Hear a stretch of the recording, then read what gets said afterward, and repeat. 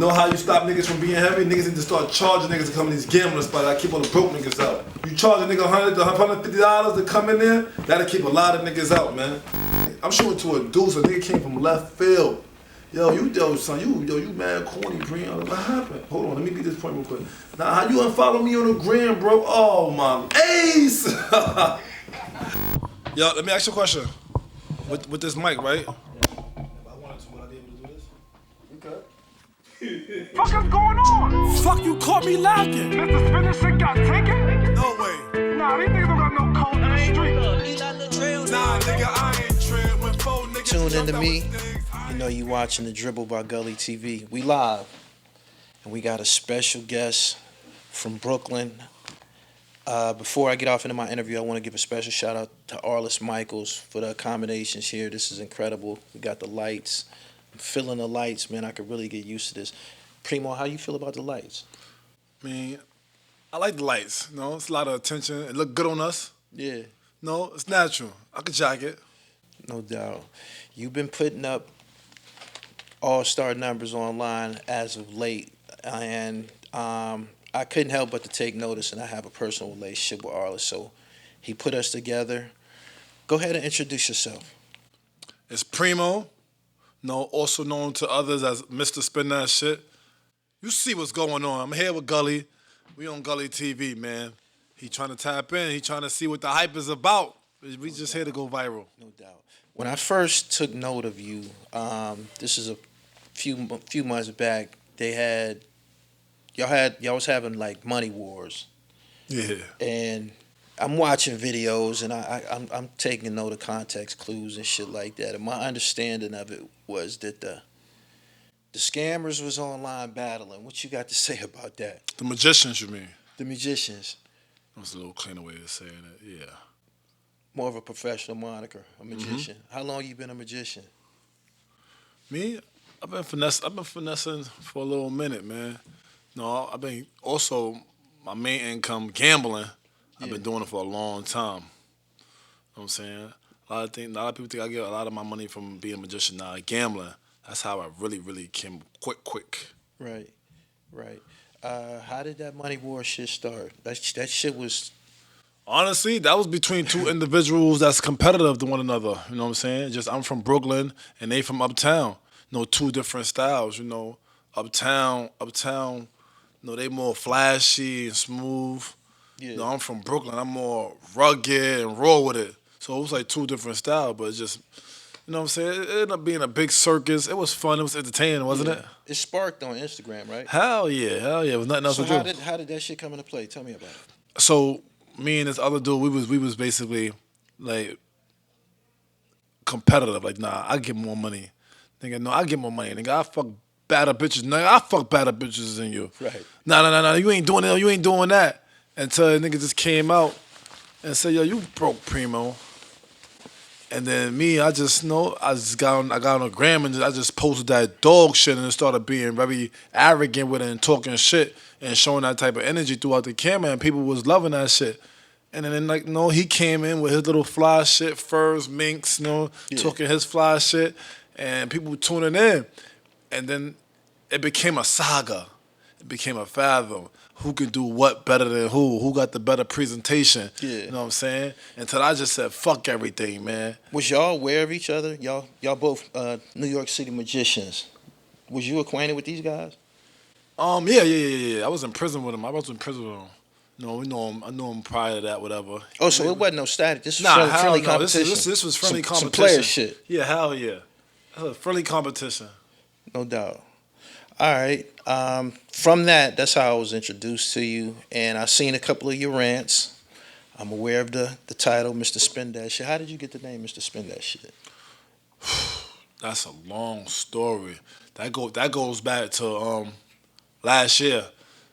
I got into a motorcycle accident. I got into a motorcycle on June 2nd, where I broke my neck and broke my leg.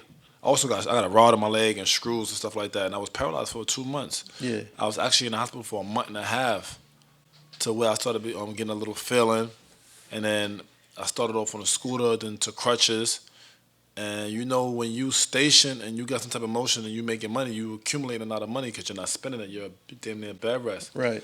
So when I did start feeling better to go outside, I was going outside with crutches and a neck brace, and I was just blowing my bread I was making when I was sitting down. I was spending the shit. And I want to be outside, strip clubs, bitches, Right. gambling.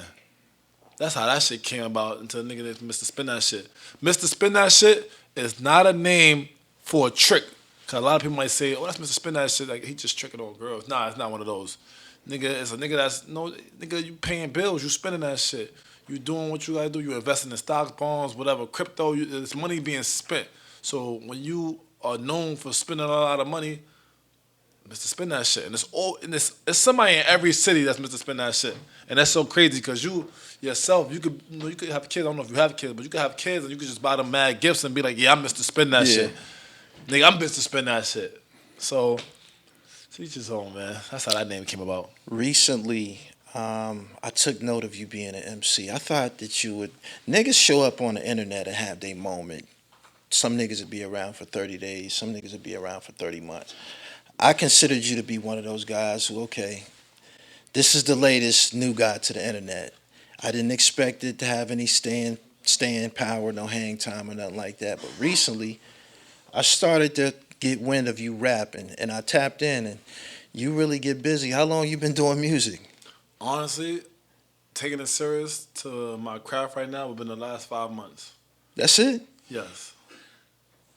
And I feel like it's just in me. You know, I pop shit. So it's only right, what other way to spread my word than through rap. Yeah. You know what I'm saying? I don't really talk that much negative shit. I talk that fly, getting money, blowing the bag, fucking bitches talk. You know what I'm saying? I don't talk that drill shit. Because if a nigga asks me, I'm going to tell it why he ends, whatever. Like, that's not it. No, I've been there, done that. Got the hat and t-shirt to match. Right. It's not a nigga in jail that didn't wish he missed. They all wish they missed. So my shit is just that fly talk. Okay. Even though I'm underground, you know, I'm not mainstream like the big artists. I'm underground. Yeah. So a lot of underground rappers be talking about that shit. You know, I'm here to motivate the young niggas to get some money. That's it. No doubt, no doubt. I seen your recent video, "Change Your Life," featuring Benny the Butcher. That's when I started to take you serious. I seen some other clips of you. You did the Blockwork TV shit. Yes. Shout out to them. I seen you doing your thing, but I wasn't all the way convinced. When you get on a song with somebody like Benny the Butcher, you have officially took on the skill set of being a professional. Tell me how you and Benny's relationship came together, how you was able to get him on the track. That was more of that was the universe, man. You know, I started listening to Benny, rest in peace, my dog Shook. No, he was in the streets. He used to play around with, the drugs and shit like that, bricks, whatever. I remember I came to his house one day, he had a nigga on. I'm like, who's this? Yeah. Like, it's the Butch, nigga. It's Benny, nigga. You know what that? It's that raw, this thing, that shit y'all be listening to, y'all young niggas that's swiping cards and shit. This that hustler music. Hustler shit, yeah. You know what I'm saying? And then prior to that, I started hustling. And when I got into that lane of hustling, I ain't know nothing about what the fuck he talking about until I had to actually deal with the product and how I'm gonna move this shit. You know, Benny, the way he paint the picture with his words, nigga, sad to say, he got me to selling drugs. I was getting rid of shit, you know what I'm saying? Yeah. And I took a liking to it. I went to jail, listened to him, I came home, and I applied a lot of his sayings, the way he's saying his lyrics, to my life and my lifestyle and how I hustle, where it makes sense. And it's just a lot of he grew on me, man. He grew on me. If you know a lot of songs, I say go tune in to Benny the Butcher, listen to an album or two. Yeah. Like, that boy is nice. What's some of the projects or songs that you drew inspiration from? I like Mr. Pyrex, man. That's my shit. I heard of that. Mine's was, like I said, my man, show rest in peace. He was dealing with them situations, and I walked in his crib and I was on my knuckles, and he threw me full of them things, man. And I know I went in the car, man. I turned on Benny the Butcher, My First Brick, because I was listening to that shit in jail. 1,008 grams. Oh, it's 1,008 grams in each one of these.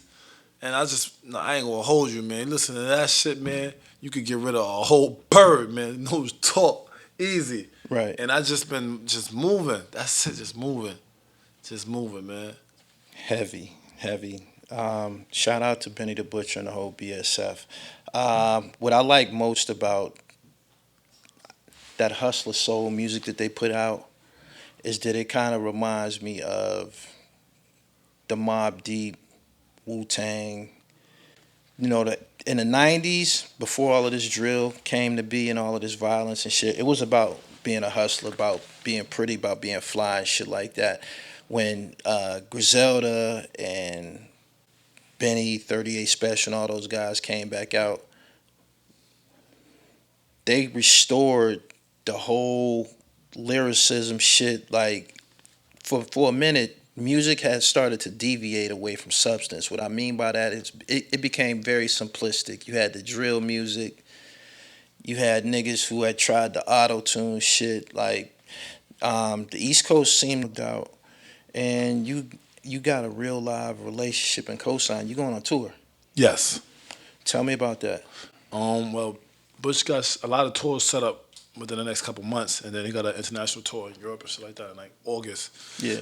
I ain't gonna be able to make every date. I'm gonna pick like 4 or 5 cities I can make it to, because at the end of the day, nigga still gotta get to the bread. Nigga got motion bills. Yeah. So I gotta be home. You passport strapped?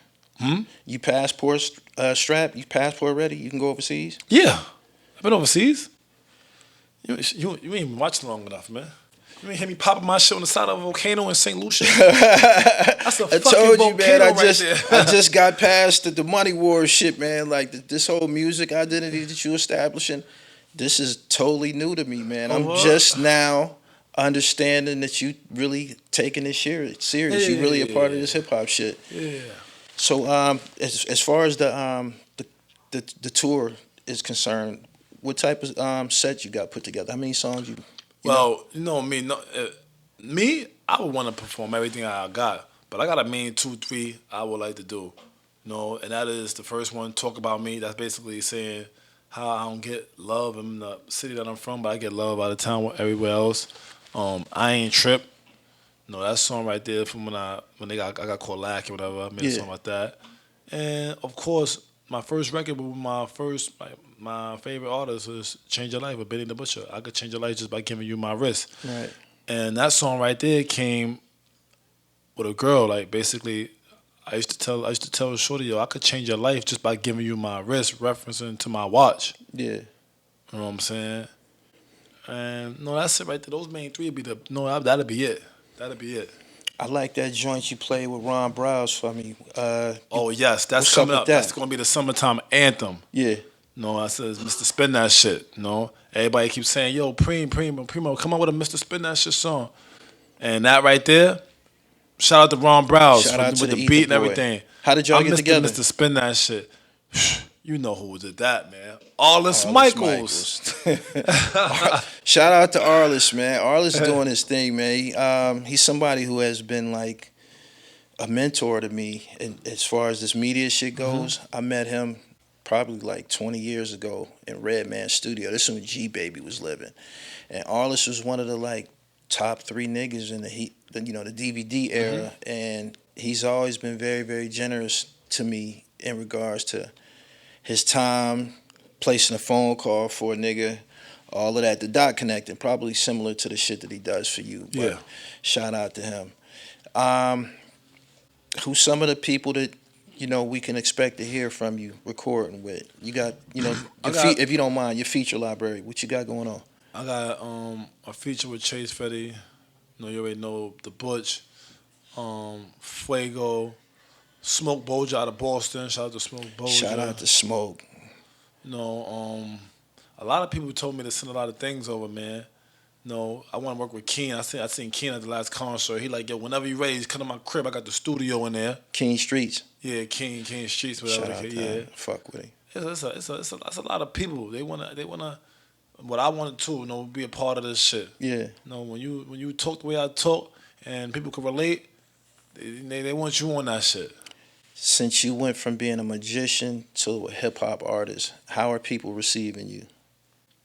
Well, of course, New York City, they try to keep me at a ceiling. You know what I'm saying? I Yeah. don't know if that's because they know me or whatever the case may be, but out of town is where I get the most love. Like, I pull up in certain places, I'm signing autographs, I'm doing this, I'm doing that. Yeah. No, it's a very few in New How York you City. feel about that newfound I mean- celebrity? It's one thing to be a hood star. It's a whole nother level when you go in places. You in the airport, people stopping you and shit like that. How has that been? I keep it regular. Some people might not like it. From where I came from, man, listen, I'm taking it all in. I don't think it'll be that one time where I be like, yo, I ain't doing that. Or I'm not signing this. No, I'm not doing that. Because a lot of people could sit up here and talk how they been here and did this and did that. But nah, like, where I'm from, New York City, Brooklyn, the five boroughs, like, I really been in the trenches. I really was up these nights long. I was gambling for this bread to pay bills, jail time with certain individuals. So to even be here is a blessing. So I would never, try and downplay or whatever. I'm happy to be here. You know what I'm saying? If I could sign 1,000 autographs, no cap, I would, because I just came from the bottom. Yeah. You comfortable going into the booth and making songs? Or you just going there with a concept and just kind of like freestyle it and then put it together? Nah, I'm more about I gotta write. I gotta write. I'm not more trained like how Jim Jones is. Benny the Butcher. They come in the studio and they doing that shit. They don't rhyme. They doing they cooking that shit up in their brain. Eventually, I think with more practice, I'll be able to do that. Yeah. But throughout the day, I might write a line or two down, some fly shit I might do or say or sing, and then I'll put them pieces together within 4 or 5 days later. No doubt. How the DJs in New York City treating you? You getting any love for Change Your Life? It's a catchy joint, man. I'm not going to sugarcoat it. I fuck with it. It's a catchy joint. A lot of people press for some money right now. So those DJs that fucking with me on the strength, they fucking with me, and those who not, hopefully in the future, if I make some more noise, they jump on board. I can't say nothing bad about nobody. Yeah. They play what they want to play. Is it anybody in particular who has been receptive to what you're doing? As far as the DJs go. Yes. DJ Self. Shout out to Self. Shout out to Self, whatever it can be. DJ Booth. Booth be in all these states, and he'll send me a video of him playing my shit, whatever the case may be. Right. DJ Booth. There's a few others I might not be mentioning right now, but yeah, I'm alright. How the bitches acting since you became a rapper? Man, that's another story, right? That's all recreation right there. That shit fun, man. Did it take it up a notch? Of course it did. It definitely did. And I kind of like it because, you see, this is true. Like, I could talk all day. Certain females be for certain men. Okay. Now, I know the type of individual you are. I can see it, you know what I'm saying? Right. And me as well, I'm a hood nigga, whatever. When I'm around certain bougie bitches or bougie females and I come around and I got that, they know, like, son, like, he got that bread or he moving. I'm not with this shit. Like, I think a bitch can't just tell me anything. It ain't happening. Yeah. No, I remember I picked the girl up. We was going to Gola. I picked the girl up last week. She's like, where we going? I'm like, we're going to get some hookah and chill. She's like, I'm hungry. You won't eat before you leave? Your mother never told you to eat before you leave? Shit like that. I be fucking them up. What? What you just said? Your mother never told you don't leave the house before you eat? Like, I be really stern on shit. Like, I don't really take all the bullshit. A bitch hear that name is to spin that shit and think she gonna get some shit. Right. It don't work like that, shorty. It don't work like that. I ain't one of those. How tall are you? 6'3". For some reason, you strike me as a basketball player. I used to play. You got any hoops in your background? Yeah, high school. Oh yeah. Mm-hmm. Who you play against in high school? Anybody? It's high school ball. High school ball. Nazareth. Played against a lot of other Catholic schools and stuff like that. I was nice, but I didn't really take it that serious. What position you played? The 3. 3. Small forward. You was dunking? In the games, no. I was more of a practice dunker. Yeah. They was hacking and shit in school, man. No doubt. Good. If you tuned into me, you know you watching Gully TV. Before I get started, I want to give a special thanks to Arlist Michaels for these incredible accommodations. I can't get enough of these lights. Prem, how you feel about the lights?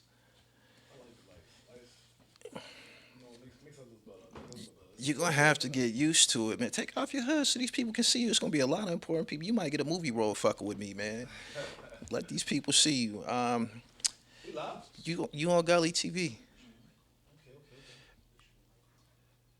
We gotta go from the top. We gotta go from the top. Oh, there we go. There we go. I must have turned it off. There we go. From the top? It's live? Nah, Oh. we going now. If you tune into me, you watching the Dribble by Gully TV. Before I get started, I want to give a special shout out to my man Arlist Michaels for these incredible combinations here. I can't get enough of these lights, man. I'm starting to become addicted to it. How you feel about the lights, Preem? I like the lights. It's better for us anyway. You've been in the lights a lot lately. You came across my radar. By the way, this is Gully TV Live. This is a special edition. We here with one of the hottest MCs in the underground coming out of New York City. For the past couple of years, whenever I've been doing underground work, they was from like upstate New York.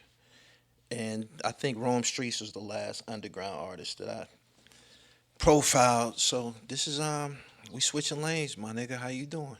I'm well.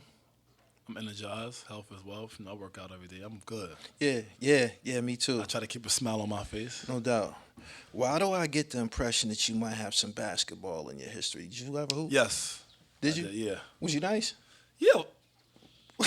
What I got a position ball you play? player swag. Yeah, you I was do. a three. I was a three. You do? Oh, yeah? Yeah. Who'd you play for? You play in school? I played for school. I played for Nazareth Okay. before I got kicked out. Was you boogieing up there? I mean, I was okay. I was varsity, but I ain't really take it serious like to be Right. like I'm going to college to play ball. Yeah. I All right. was just I play everything. I play baseball. I played baseball for a Word. team. I played football in school when I lived down south in a little small town like Bamberg, Yeah. South Carolina. Yeah. I played everything. I'm just Out of all of the energetic. sports, baseball players kind of make the best athletes for whatever reason. Guys that play baseball normally dominate other sports, basketball, football. Why is that? I don't know, man. I don't know. It has to be something to do with the skill set because I couldn't play baseball for shit. I couldn't. So maybe you got some type of skill set, man. But anyway, your name has been online. You've been blistering hot, and I want you to correct me on some things because maybe I got the wrong impression. When I first encountered you online, it was my understanding. I think I seen you in like these money wars, yes. and the way that it was presented to me was like the scammers is online, money warring. The magicians, you mean? The magicians. That's why I didn't say magicians. It's more clean. Oh, okay, more of a professional type. Yeah. How long you been a magician? Magician. Shit. When you live in New York City and Brooklyn, you a magician as soon as you turn, like you get in high school, like, you know what I'm saying? Right. And that goes back to what I was telling you earlier. You said you figure I got like ball in my system. I play ball for school, but like I always like me getting to some money always been more interesting than playing basketball. No doubt. No doubt. You know what I'm saying? Yeah. If I ain't have like no way or passage in the streets to get some type of money, and I would have concentrated on basketball, I might have been in the league. I don't know. Right. You know? You came out of nowhere. Give me a little bit of insight on your origins as far as music. Because I thought you was just... New York City is the home of some of the most spectacular hustlers. And when I seen y'all money warring online and shit, I'm like, they hustlers. This is their moment. The hustlers are online doing their peacock thing, right? And then I started to get wind that you was doing music. And based on my history in this media shit, I haven't seen no hustlers that really, really did well musically. I haven't. Off the top of my head, the hustlers that tried to, cross over and come into the music business, it didn't work, in my opinion. I could be wrong. According to my recollection, I just can't remember a guy who came in who was a hustler first, devoutly a hustler, and said, okay, I'm about to start rapping about, what I'm doing as a hustler. I could be wrong, but You got this name, Mr. Spin That Shit. Every time I see you online, you announce yourself as Mr. Spin That Shit. Give me some history on the title. Mr. Spin That Shit. Females love that name too, Mr. Spin That Shit. And it's not a trick name. I don't want Yeah, nobody- that's the next question I was going to ask you because you said females love it. Yeah. But go ahead. A lot of people take that name as being like a trick name. It ain't a trick name. Like a nigga ain't just out here just buying bitches shit. I'm not one of those. I'm not one of them simps. Mr. Spin That Shit, basically, I really have no remorse when it comes to this bread. Like, I gamble. I'm spending money. Bills, I'm one of them niggas, you might hear this for the first time. I like bills. Do you?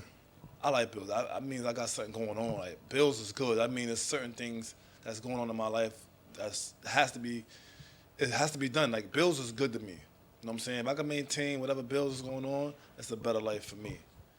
And just me just spending money, man. I spend money on whatever. I've never been cheap. Like, my son right there, every day his meals be $50. I ask him why, because his father really just boiled seafood every night. Right. Who you know 8 years old go to Real Lobster and get the ultimate feast? He get lamb chops from Booker. He eat like me too. I just like spending money. Yeah. And that could be on anything. That could be bills. That could be my family. More importantly, a lot of my money go to gambling because I lose. That's why I think I'm gonna be so successful as a rapper, because I'm not scared to invest in myself. Right. No money is being spent, studio, traveling, whatever. I'm not complaining about none of that. No, it's Mr. Spin That Shit. And then they really got the hype last year. When I was just going around, I got into a motorcycle accident. I don't know if you know about that. Nah, tell us about it. I got into a motorcycle accident on June 2nd last year in Brooklyn on Kings Highway. I was at a stop sign, and somebody hit my sport bike. I was on the R1. They hit it. I ended up breaking my neck, and I was paralyzed for about 2 months. You broke your neck? I broke my neck, and I was paralyzed from the waist down for about 2 months. So you was in the hospital for 2 months? And I was in the hospital for about a month and a half. Yeah. And then they let me out. They discharged me. And when I came out, I was fucked up, neck braids. So you couldn't feel your legs for 2 months? Yeah. My moms and my girl had to help me use the bathroom. Right. I don't want to be how to explain it, but yeah, that was weird. That was weird. So you just woke up one day and you felt the sensation back in your leg? I started to feel a sensation towards the last day coming out the hospital. I started feeling like I could twitch. Yeah. And stuff like that. No, the person that been there could really like compare themselves to it. Yeah. And then the doctor never said I was gonna be paralyzed for life though. I already knew I could walk again. Right. And then it just started coming back in the crib. Then I worked my way to having a scooter. I was on a scooter with a broken neck, with a neck brace. You know the Hold scooters, on. the 3-wheel scooters? So after you was in a motorcycle accident, you got paralyzed and then when it got on the scooter. Yeah, the little scooter, but you know the little 3-wheel scooter? Yeah. The handicap, I was using that, yeah. Okay. And then the moving on back to, not to give a topic with the Mr. Spin That Shit name, I started getting better. And you know when you sitting down and you have motion, and you're not spending no money, your money is stacking, you stacking it. You're not going out, you're not doing that. So all these months I'm making money and I'm in the crib to the point I'm getting bored. Now I'm on crutches. Yeah. I'm getting back. You know what? Let's go outside. No lie, Gully, I was outside for about 2 months. If not every other day, I was outside 2-3 days spending money in strip clubs, just blowing his bread. Whatever bread I accumulated that came up, buying jewelry. You know, I said I'm gonna bust down the chain. That went viral. I'm gonna do this, I'm gonna do that. I'm spending this money. I'm gambling. Yeah. I'm winning $200,000 from 42 Dog just to blow it right back the next day. This shit coming and going. You know what I'm saying? So somebody gave me that name. Oh, I remember how I got the name. My son Fats. I came off the plane. I went straight to Benny the jeweler. I went there to get a chocolate face Prezi for like $41,000. But the nigga Benny the jeweler said, "Yo, we got an AP too. You might as well get this too." I said, "How much you want for both of them?" Like $160. I had $200,000 on me. I'm 40 minutes off the plane. I went in the bathroom. I called my son fast, like, yo, I don't know what should I do. He like, yo, that's what's wrong with y'all young niggas. Y'all want to put the money in the camera, but y'all don't want to spend it. I just bought a fucking $2 million house, nigga. Spending your money, spend that shit. Spend that shit. Yeah. He said, because if you're not, you gonna regret it. I said, oh, fuck it. I just spent that shit. It's funny that you put it in those words because I got a motto that I say all the time. It's not who makes the most money, it's who spent the most. That's how I feel about it. Yeah, because we all got, like, you know what I'm saying? Like, I'm not the richest nigga. Bro, like, niggas got money, but I'm a nigga that's gonna spend it. Yeah. Like, I'm gonna enjoy this shit. I'm gonna have stories to tell about this shit. Right.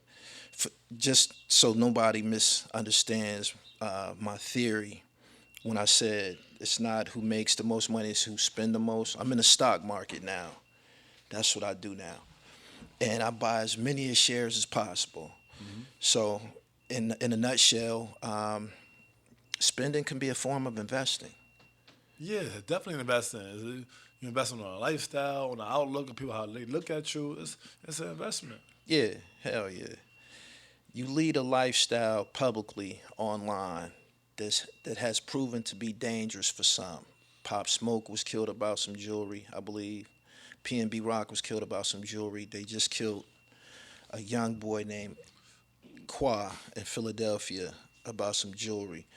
What type of precautions are you taking to protect what you have? Because I know you had an incident that was viral. I think it had happened a year or so ago, but it came back to the internet. Last Thanksgiving. Yeah. Last Thanksgiving. What type of precautions are you taking to prevent those types of incidents? Well, now it's more so being at who I am and I'm accepting who I am. I be having security around. It might look like I'm by myself, but it's security around. No. And how I be moving now, I'm wary now. I used to post in real time. You know what I'm saying?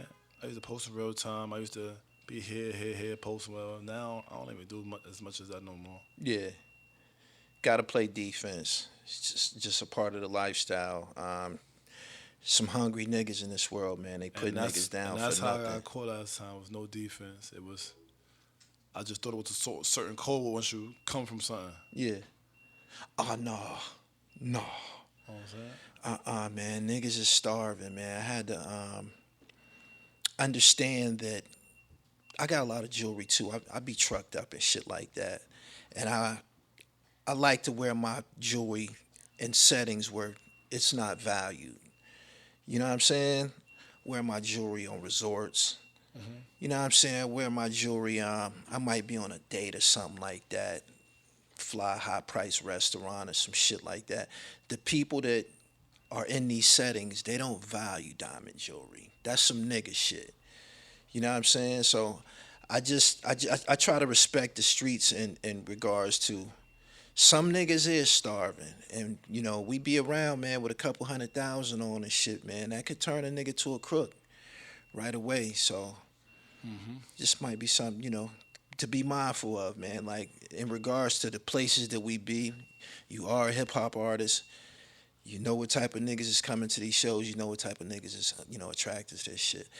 Anyway, explain to me your relationship with Arlist Michaels, a great, great friend and mentor of mine. Arlist is like the big brother to me, man. Most humblest dude I ever know. He never changed. I know Arlist since I was about 17. And the way I met him, I had to steal his number out of another nigga phone because a nigga didn't want me to get next to Arlist. And when I hit Arlist up, I'm like, yo, man, I like your style, whatever. I want to fuck with you, whatever. And he's genuine. He's one genuine dude. I ain't gonna lie. He's one genuine dude that a lot of people fuck with. I can't say nothing bad about the nigga. Nah, real good people and shit. He's done a lot. And everybody says that about him, man. It's the chiller, man. That's why I gotta make it for chiller. me and him. Word. Yeah, professional chiller. You got any projects that we can look forward to this summer? 2025. What can we expect from Primo? 2025, I got my self-titled movie, Primo. That'll be here. Oh, you acting? Yeah, I'm acting. Tell me about it. That's a movie that's based on a true story of me, Yeah. becoming from me when I was a CO to having my feet. You was a CO? Yeah, Where you was a CO at? downtown Brooklyn court section. You was a 120 correctional Skimo. officer. No, court officer. Court officer. Okay. Yeah. What exactly did that entail? Being a court officer. Me, I was the one that was taking individuals to either felony court or misdemeanor court. Yeah. Court officers, those are the ones that just, their job title was boring. You got the cops that lock you up, the court officers that's taking you to these rooms for arraignments, and then you got the COs who babysit you in the prison. Yeah. I was the one that was in the courtroom just sitting there watching the clock pass and shit like that. What type of requirements was necessary for you to get that job? High school diploma, and at the time I had a few college credits. I was attending college. Yeah. It was lit. It was lit. I enjoyed it. Have you encountered anybody from the court system since you became Primo? All the time. All the time. What they say when they see you now? Yeah, they remind me, nigga, yo, son, you cool nigga, whatever the case may be. Yo, remember the time I was locked up? Yo, you helped me out, gave me the sandwich. Cause you gotta remember, I'm a young black nigga in there. I'm coming across friends, family, all type of. Remember, I'm foot in and foot out, so I'm of course. No, so nigga coming in like, yo, I need help. What I'm gonna say? No, nigga, they niggas know me, like. Yeah. It was just in the gambling spot meeting the night before, not even the court, taking me to court, nigga, like. That's crazy. We need more people in those positions, though, because our people are going through the system, man. And yeah, and I learned a lot about that because on the inside, like me seeing that on the inside, as a minority and as a black man, and working with the others, you definitely need more of us in there. Yeah. For a more fair shot. Right. Since you wore the title as hustler, and you worked the job, is there anything that you could say to those who are watching this who might feel that the streets is the only way? Tell them how you was living when you was a court officer. You can't take my story for it because I'm different from everybody else. When I was a court officer,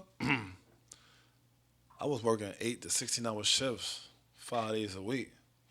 But I also had another foot in the street, whereas I'm making money in the street, where I could be comfortable at work collecting these little coins that they giving me. Yeah, it's making sense for me. The only thing it was doing was just stopping my party time. But if a nigga in the streets, I tell a nigga to get a job. But at the same time, me resigning and catching my case for me to resign was the best thing that ever happened to me. I tell my mother that all the time, and I believe she agree with me. Cause if I didn't resign and go full-fledged in the street, I would haven't experienced more than half the things I experienced at this age. Out the country, buying certain shit, having certain foreign cars, all that shit that the hustling shit come with, the jewelry, the females, the clothes. When you on that fixed salary, you can only fathom what you could get. You just looking at it. But when you actually dealing with it, it's like, nah, why would I? No, I did 4 years for a pistol when I was a court officer. Cause I got caught with some scamming charges and another pistol that Hold on. You caught the case while you was the court officer? Yes. You got caught with the hammer while you was the court officer? An unlegitimate one, yes. And they sent you to the penitentiary? Yes. That's a hell of a chain of events. So you was a court officer, and then you ended up going through the whole system that you formerly worked for. What did that feel like? Going through the system, it was embarrassing. But at the same time, I'm like, no, this wasn't who I was. I just slipped through the cracks. Now it was only a matter of time. Yeah. You know what I'm saying? I was in there throwing niggas warrants out. Tell me like, yo, I got warrants, son. Before I knew how the system, before I even became a prisoner of the system, there's niggas that be like, yo, homie, I got a warrant, son. I ain't trying to go with the family though. Just throw it out so I could slide out. And I throw it out because at the end of the day, I'm in the streets too. Real as it fucking get. Real as it get. I ain't never heard that before, just flat out, man, from somebody who was a part of the system throwing niggas warrants out, man. Everybody deserves a second I chance. commend you. Everybody I commend you. Yeah. Word. So where did you serve your state time at? Mediums up north in Rochester. No, I've been through a lot of facilities from Marcy to Wyoming Prison, Sing Sing to Oldville to New Orleans. Yeah. I did a lot of mediums. I did 2 maxes. Yeah. Did 2 maxes. That was your first when you went upstate. That you said you was around. That was my first bid when I went upstate for the 4 years. That was your first encounter with the guys from Rochester. Yes. What did you think That's about? that's what I knew. New York is big. Yeah. What did you think about those particular guys from Rochester? Rochester. Besides them having an accent, these niggas is rough. These niggas is in the trenches. Yeah. These niggas is D-boys for real. Yeah. These Buck Wild. Yeah. They not really with the style and all of that. These niggas is rugged for real. They with the shits. Definitely.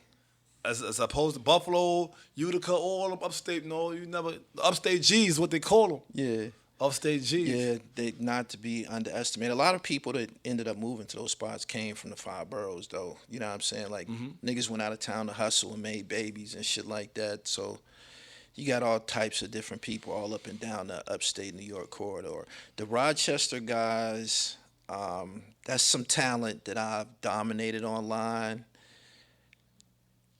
Was you encountering the Rochester rappers when you was incarcerated? I ran into a few rappers, yes.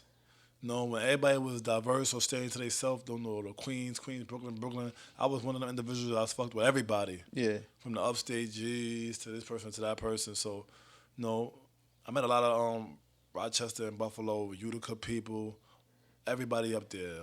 Everybody. No, everybody got their own story. Yeah, definitely. Who wrote the film that you putting out, the Primo story? It wasn't really it's actual events that really happened in life. I mean, of course, a couple of things got embellished where it might have been extra, but everything is like damn near affecting that shit. Like me getting kidnapped in a gambling spot, to me stealing cars, to shootouts. Was the kidnapping embellished, or that really happened? No, that really happened. They really came up there and threw me in a closet, and this is when I was on the job. Yeah. Took my court officer ID. You know what I'm saying? All that shit. I ain't never rat. That happened in Brooklyn? Hell, you know that happened in Brooklyn. Hell yeah, that shit happened in Brooklyn. That shit happened at the Star. Word. And you wrote this script? Yeah, basically, yes. How long did it take? Told the story. Well, shooting the film took about 3 months. Shooting took about 3 months. And that's for it's a part 2 to that too we're going to do. But this is like when I was a court officer and in the streets. Yeah. Part 2 gonna be when I came home and I just got right to it on something on a different level. You already did the casting? For the first one or for the second one? For the one that it's advertised. It's advertised on your Instagram page. It's in an acronym: P. Period. R. Yes. Period. That's it. All right. That's it. That's done already. It's getting edited right now. Oh yeah. How long? Yes, yeah. 3 months. It's been an edit stage for 30 days right now. Yeah.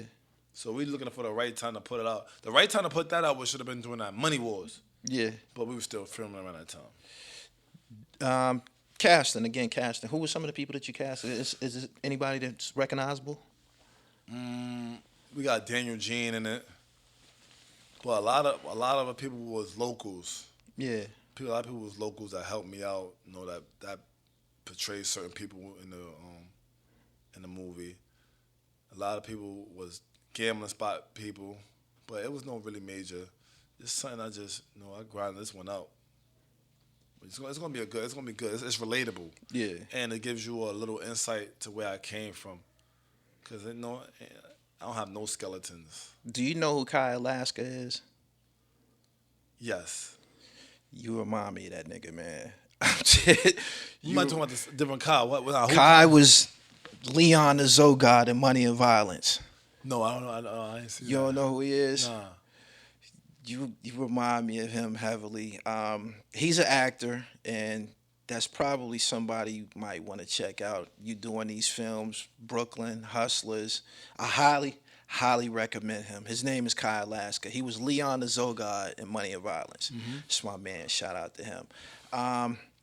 Preem, I appreciate you taking the time out to be here on Gully TV. Is there anything else that you would like to share with my audience? Yes. No, I got an EP coming out in August. That's gonna be fire, featuring a couple people such as Smoke Bolger, Chase Fetty, Benny the Butcher. Shout out to Smoke, man. Smoke is fire. Yeah, Smoke fire. Smoke is fire. How'd you meet Smoke, Arlist? Arlist, you know Arlist. Yeah. Arlist is the plug, man. Shout out to the plug, man. And Those Bolger. are all them Bolger. DVD connections, man. He was doing his thing back then. Which you and Smoke got a song together? Yeah, it's called It's Happening. That's fire. You heard it, right? Yeah, I heard a clip of it and shit, man. He sent me Smoke the actually freestyle. told me, like, yo, Preem, your energy, man, I had to come fuck with you. I've been inside for a little minute. You got me outside. And truth be told, this is my latest verse I ever wrote because your energy. I said, word? You're like, yeah, I'm fucking with you. I'm like, all right, that's lit. I'm like the Mario brothers, how I step on a brick. Yeah, he did that. He did that. Yeah. Shout out to Smoke. Shout out to Boston. Keep up the good work, my nigga. Thank If you. you landed on Gully TV Live, that means you going places, man. I hate to toot my own horn, but I stepped in those shoes of the late DJ K. Slay. I'm knee deep in the underground, bringing everybody, the hottest niggas in the underground, all of the talent, all of the movers and shakers. And I present to y'all Primo from Brooklyn. Yes, shout out, a.k.a. Mr. Spin That Shit. And one more thing. It's something special. We're coming out with the Iron Trip video. It's cinematic on how this shit really happened that night. It's going to be a movie. Tune in soon. No doubt. Peace. What that clock in at? 35, 40 minutes? We did it, baby.